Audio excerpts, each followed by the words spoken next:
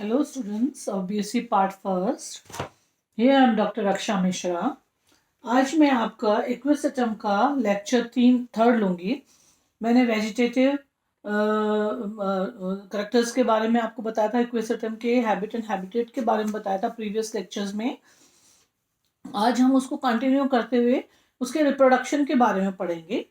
Reproduction जो होता है वो दो तरह से होता है. एक होता है वेजिटेटिव रिप्रोडक्शन, हिंदी में जिसे कायिक जनन कहते हैं, और दूसरा होता है reproduction by spore. Vegetative reproduction अगर हम देखें तो ये एक ट्यूबर द्वारा होता है. इसमें जो राइजोम होते हैं, जो भूमिगत राइजोम होता है, प्रकंद होता है, उसके इंटरनोड्स पर कुछ ब्रांच प्राइमोडिया होती हैं, उसके अंदर अनयूजुअल डिवीजन हो जाते हैं, अनियमित विभाजन होता है, जिसके कारण ये ट्यूबर्स डेवलप होते हैं. जैसे इक्विसिटम आर्वेंस में अंडाकार होते हैं, ये ओवॉइड टाइप के होते हैं, और इक्विसिटम टेल्मेशिया के अंदर ये नाशपातीय शेप्ड पाए जाते हैं. और ये जो कंद जो होता है, जो ट्यूबर होता है, ये इसकी जो बाहर का जो केंद्र का भाग जो होता है वो पतली भित्ति की पैरेन्काइमस टिश्यूज द्वारा बना होता है, और वो उसके अंदर स्टार्च प्रेजेंट होता है. उन कोशिकाओं में स्टार्च प्रेजेंट होता है, और इनके चारों तरफ पैरेन्काइमस टिश्यूज की 2 या 3 लेयर्स का से घिरा हुआ रहता है ये ट्यूबर जो होता है वो. और ये ट्यूबर अपने मदर ट्यूबर से अलग होकर के, प्लांट से, मदर प्लांट से अलग होकर के, जब भी अनुकूल परिस्थितियां होती हैं तो ये एक नया इक्विसिटम प्लांट डेवलप करने में सक्षम होता है. अब हम सेकंड लेंगे, reproduction by spore, and it is very important also. तो सबसे पहले तो मैं आप फर्स्ट नंबर का डायग्राम देखिए. आप उसमें आप देखेंगे कि जो इक्विसिटम होता है वो उसका जो ये इक्विसिटम बीजाणुभिद होता है, और उसमें जो बीजाणु होते हैं वो बीजाणुओं द्वारा अलाइनिंग द्वारा जनन होता है इसमें. और इसके जो बीजाणु होते हैं वो होमोस्पोरस होते हैं. मैंने होमोस्पोरस का पहले भी डिस्कस किया था. Homosporous means when the spores are of same shape and size. जो बीजाणुओं का जो निर्माण होता है, बीजाणुओं का निर्माण मीन्स जो स्पोर्स का जो निर्माण होता है वो स्पोरेंजियोफोर पे होता है, जिसे हम हिंदी में बीजाणु धानीधर कहते हैं. इन बीजाणु धानीधर पे, स्पोरेंजियोफोर पे स्पोरेंजिया बनते हैं, और इन स्पोरेंजिया में स्पोर्स बनते हैं. और बीजाणुधर फलद शाखाओं के शीर्ष पर शंकु या स्ट्रोबुलस बनाता है. अब हम अगर डिस्क्राइब करें, ये तो था फर्स्ट डायग्राम के अनुसार स्पोरेंजियोफोर दिखाई दे रहे हैं आपको. अब आप देखिए डायग्राम नंबर 2, पैलेस ऑफ स्ट्रोबुलस. इक्विसिटम के अंदर जो वायवीय शाखाएं होती है, एरियल शाखाएं जो होती हैं, उनकी शाखाओं के अपेक्स पर, टर्मिनल पर एक बिल्कुल एकल सॉलिटरी के रूप में स्ट्रोबुलस डेवलप होते हैं. शंकु जो होते हैं वो अधिकतर हरे रंग के और वायवीय शाखाओं पर ही उत्पन्न होते हैं, और इसके अंदर क्लोरोफिल रहित होता है ये. और हर एक शंकु में देखिए, आप एलएस देखिए, एक एक्सिस बीच में पाया जा रहा है जिसे कोन एक्सिस कहा जाता है, जिस पर बहुत सारे स्पोरेंजियोफोर एकांतर चक्रों में, वर्ल्स में, एक के बाद एक दूसरे वर्ल्स में लगे हुए व्यवस्थित होते हैं. और इनकी संख्या, जो चक्रों की संख्या है, ये 20 तक होती है. हर एक बीजाणुधानीधर मीन्स स्पोरेंजियोफोर छत्रीय नुमा होता है, जैसे कि नंबर 3, डायग्राम नंबर 3 में देखिए छत्रीय नुमा दिखाई देगा. इसके अंदर 2 भाग स्पष्ट दिखाई देते हैं. पहला है आधारी बेलनाकार रंध्र, मीन्स जो बेलन के आकार का एक आधारी भाग है, और दूसरा है चपटा जो ऊपर की तरफ है, देखिए आप, जिसके ऊपर स्पोरेंजिया लग रहे हैं. वो चपटा षटकोणीय और डिस्क कहलाता है, पेल्टेड डिस्क कहलाता है ये. इसके निचली सतह पे देखिए आप, नीचे की तरफ लटके हुए हैं 5 या 10 थैलीनुमा बीजाणुधानियां, स्पोरेंजिया लटकी हुई हैं, हुई स्थिति में दिखाई देती हैं ये. और ये जो बीजाणुधानीधर है मीन्स स्पोरेंजियोफोर है, इसकी डिस्क आपस में इतनी सटी रहती है एक दूसरे से, जिसके दबाव के कारण ये षटकोणीय दिखाई देता है। अब शंकु के आधार पर स्पोरेंजियोफोर जो है उसके नीचे शल की पर्णों के समान अतिवृद्धियों का चक्र भी होता है, जिसे एनुलस, जो कि आप इसमें भी देख सकते हैं, एलस और स्ट्रोबुलस में नीचे एनुलस दिखाई दे रहा है, और इधर फर्स्ट नंबर डायग्राम में भी एनुलस दिखाई दे रहा है, एनुलस होता है। हालांकि इनके एनुलस के फंक्शन और एनुलस के स्ट्रक्चर बारे में अलग अलग वैज्ञानिकों के अलग अलग मतभेद हैं, परंतु कुछ वैज्ञानिक ज्यादातर यही सोचते हैं कि ये शल की मतलब स्केली लीव्स का अंतिम चक्र होता है ये। तो ये सारा आपका कोन और स्ट्रोबुलस के बारे में है।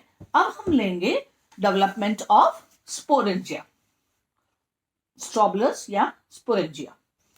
जो स्पोरेंजियम का जो डेवलपमेंट होता है वो स्पोरेंजिएट टाइप का होता है, यूस्पोरेंजिएट टाइप का। Eusporangiate type means highly developed type का डेवलपमेंट है ये। इसके अंदर सिंगल सेल से जो है स्पोरेंजिया बनते हैं। तो अब आप देखिए डायग्राम नंबर 5। अब सबसे पहले स्पोरेंजिया जो होते हैं वो एक डोम, जो डोम होता है उसके एपिकल डोम पर स्पोरेंजियोफोर होते हैं। थोड़े टाइम बाद देखिए डोम दिखाई दे रहा है, स्पोरेंजियोफोर का प्राइमोर्डिया दिखाई दे रहा है आपको फिफ्थ नंबर के डायग्राम्स में देखिए स्पोरेंजियोफोर का प्राइमोर्डिया दिखाई दे रहा है। ये जो डोम शेप स्ट्रक्चर है ये थोड़े टाइम बाद ये एक्सपेंड होने लग जाता है, लेटरली साइड से एक्सपेंड होने लग जाता है, और इसकी रैपिड ग्रोथ के कारण सेंट्रल पार्ट जो होता है वो डोम का वो बढ़ने लग जाता है, बहुत जल्दी रैपिड ग्रोथ करने लग जाता है, जिसके कारण जो स्पोरेंजिया हैं वो साइड में पुश कर जाते हैं। स्पोरेंजिया इनिशियल साइड में चले गए हैं, देखिए आप मार्जिन्स की तरफ चले जाते हैं, और फाइनली ये जैसे जैसे पेल्टेड डिस्क बड़ी होती चली जाती है और इसके अंदर डिवीजन होता चला जाता है, वैसे वैसे ये स्पोरेंजियन इनिशियल नीचे पेल्टेड डिस्क की अंडर साइड में आ जाते हैं, नीचे की तरफ आ जाते हैं, छतरीनुमा पेल्टेड डिस्क के नीचे आ जाते हैं। तो ये तो हुआ इनकी पोजीशन के बारे में कि कैसे पेल्टेड डिस्क बनती है और कैसे स्पोरेंजिया नीचे की तरफ लटके रहते हैं इसमें। अब हम देखेंगे डेवलपमेंट ऑफ स्पोरेंजिया, जो कि नंबर 4 डायग्राम में दिखाई देगा। उसमें देखिए सिंगल सेल स्पोंजियल इनिशियल बनता है, जिसके अंदर पेरिक्लाइनल डिवीजन द्वारा 2 सेल्स बनते हैं, आउटर डॉटर सेल और इनर डॉटर सेल। जो आउटर डॉटर सेल होता है उसमें एंटिक्लाइनल और पेरिक्लाइनल डिवीजन होते हैं, और उससे 2 या 7 तक लेयर की स्पोरेंजियल वॉल बनती है। अब ये जो मैच्योर होती है स्पोरेंजियल वॉल, जैसे जैसे मैच्योर होता है स्पोरेंजिया, तो इसके अंदर 2 या 3 लेयर्स जो होते हैं वो डिसइंटीग्रेट हो जाते हैं और पेरिप्लाज्मोडियल फ्लूइड बनाते हैं। जिस दौरान ये पेरिप्लाज्मोडियल फ्लूइड बन रहा होता है उस दौरान इधर इनर डॉटर सेल्स जो हैं उसके अंदर जो है पेरिक्लाइनल और रिपीटेडली डिविजन्स होते हैं सभी डायरेक्शंस के अंदर, और स्पोरोजिनस टिश्यूज बन चुके होते हैं। ये स्पोरोजिनस टिश्यूज फिर स्पोर मदर सेल बनाते हैं, और ये स्पोर मदर सेल के अंदर जो है इस दौरान जब वहाँ 2 और 3 लेयर्स डिसइंटीग्रेट होकर पेरिप्लाज्मोडियल फ्लूइड बना रहा होता है, उस समय स्पोर मदर सेल के अंदर 30% ऑफ स्पोर मदर सेल जो है प्लाज्मोडियल फ्लूइड में कन्वर्ट डिसइंटीग्रेट होकर प्लाज्मोडियल फ्लूइड में कन्वर्ट हो जाती है, और बाकी जो बचे हुए स्पोर मदर सेल है उनमें रिडक्शन डिवीजन होता है, जिसके कारण 4 स्पोर्स बनते हैं। तो ये है आपका डेवलपमेंट ऑफ द स्ट्रोबुलस। अब अगर हम एक मैच्योर स्पोरेंजियम के बारे में पढ़ें तो हम देखेंगे कि जो मैच्योर स्पोरेंजियम होता है, परिपक्व बीजाणुधानी जो होती है वो बेलनाकार होती है, थैलेसनुमा संरचना होती है, और बीजाणुधानियां जो होती हैं स्पोरेंजिया होती हैं उसके डिस्क के निचली सतह पर बीजाणु जो डिस्क है पेल्टेड डिस्क है उसकी निचली सतह पर बीजाणुधानियां संलग्न रहती हैं, और बीजाणुधानी की जो भित्ति प्रारंभ में 3-4 स्तरीय की होती है, परंतु परिपक्व अवस्था में ये 2 स्तरीय रह जाती है, और भित्ति का जो परिबद्ध अनेक बीजाणु भित्ति के अंदर अनेक बीजाणु बन जाते हैं, और ये सभी बीजाणु आइडेंटिकल होते हैं और इसीलिए इन्हें होमोस्पोरस भी कहा जाता है। और इस बीजाणुधानी के अंदर की जो सबसे अंदर की जो लेयर वॉल लेयर होती है स्पोरेंजियल वॉल होती है वो टैपेटम कहलाती है, और वो इन स्पोर मदर सेल को स्पोर्स में कन्वर्ट होने के लिए हेल्प करती है, पोषण प्रदान करती है। तो ये आपका सारा हो गया मैच्योर स्पोरेंजियम के बारे में। अब हम लेंगे डिहाइसेंस ऑफ द स्पोरेंजियम।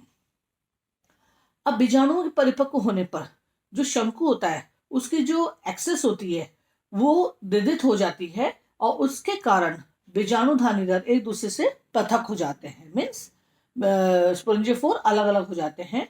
और बीजाणुधानी दरों के पृथक होने से जो बीजाणुधानियां हैं, स्पोरेंजियां हैं, वो अनावृत हो जाती हैं और बीजाणुधानी की भित्ति के शुष्क होने पर इसकी कोशिकाओं में थिकनिंग बैंड्स बन जाते हैं जो सिकुड़ जाते हैं और इनके सिकुड़ने से एक लॉन्जिट्यूडनल झिरी बन जाती है, स्लिट बन जाती है और इस झिरी से बीजाणु जो है बाहर की तरफ मुक्त हो जाते हैं। मैच्योर जो स्पोर्स होते हैं वो बाहर निकल जाते हैं स्लिट से। तो this is all about the strobilus and development of the strobulus, then mature sporangium and dehiscence of the sporangium.